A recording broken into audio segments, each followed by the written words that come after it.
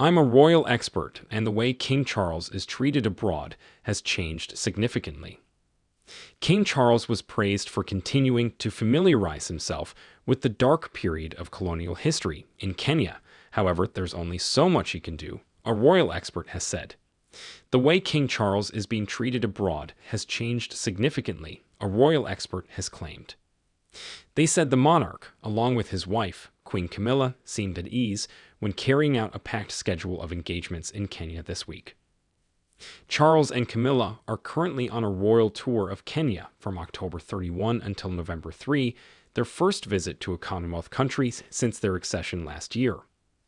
On Tuesday, the king gave a speech during an 8-course state banquet in Nairobi, where he tackled the controversy over the British colonial administration's torture and suppression of Mau Mau suspects during the emergency of 1952-60. But whilst the monarch spoke about Britain's abhorrent and unjustifiable acts of violence committed against Kenyans, he stopped short of an apology despite human rights groups demanding one. Now, royal expert Richard Fitzwilliams claimed that even though the pressure on Charles to issue an apology has been intense, the king acts on government advice, and this is not something he could personally do. He told Express.co.uk, King Charles's demeanor during his trip to Kenya has been appropriately dignified, though he nearly took a tumble on some fake grass.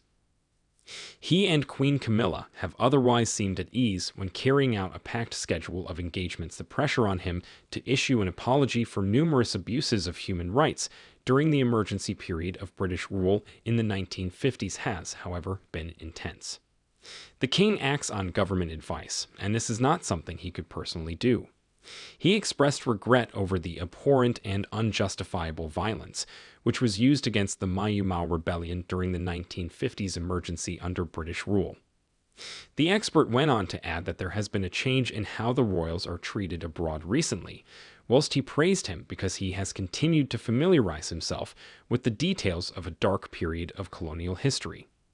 He explained, "There has been a change in the reception accorded to the royal family during some of their visits.